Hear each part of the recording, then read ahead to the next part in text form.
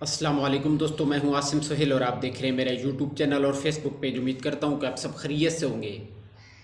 अल्लाह पाक आप सबको अपनी हिफ्ज़ व अमान में रखे। दोस्तों, आज की वीडियो में हम आपको इंजीर खाने के फ़ायदे और इसके इस्तेमाल का सही तरीका बताएंगे और मकदार भी बताएंगे। तो इससे पहले जल्दी से हमारे इस चैनल को सब्सक्राइब कर दें और साथ में दिए गए बेल आइकन के बटन को भी ज़रूर प्रेस कर दीजिएगा। दोस्तों, इंजीर एक ऐसा फल है जिसमें बहुत से ग़ज़ाई अज्ज़ा पाए जाते हैं। इस फल के इस्तेमाल से बहुत सी संगीन बीमारियां भी दूर की जा सकती हैं। ये हमारी सेहत के लिए बहुत ही फ़ायदेमंद माना जाता है, लेकिन इसके खाने का सही तरीका आपको मालूम होना चाहिए कि कितनी इंजीर और किस वक्त इस्तेमाल इसका बेहतर होता है। ये एक सुपर फूड के तौर पर जाना जाता है। आप अपने दिन का आगाज़ सुबह इंजीर से कर सकते हैं। अगर आप चाहें तो इसे खुश्क मेवजात के साथ खा सकते हैं। इंजीर में विटामिन ए, पोटाशियम और फाइबर जैसे बहुत से ग़ज़ाई अज्ज़ा पाए जाते हैं।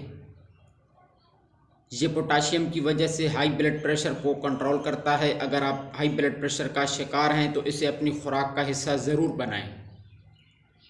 कब्ज़ के शिकार अफराद के लिए इंजीर एक मौसर ग़िज़ा है, क्योंकि इसमें फ़ाइबर मौजूद होता है और हाजमा को भी बेहतर करती है।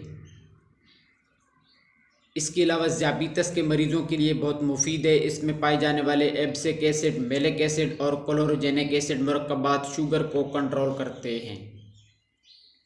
इसके साथ साथ इंजीर जिल्द की सेहत के लिए मुफीद है, क्योंकि ये विटामिन सी, विटामिन ई और विटामिन ए से भरपूर होती है। इसे खाने से आपकी जिल्द बेहतर होती है। इंजीर खाना हड्डियों की सेहत के लिए भी काफ़ी फ़ायदेमंद है।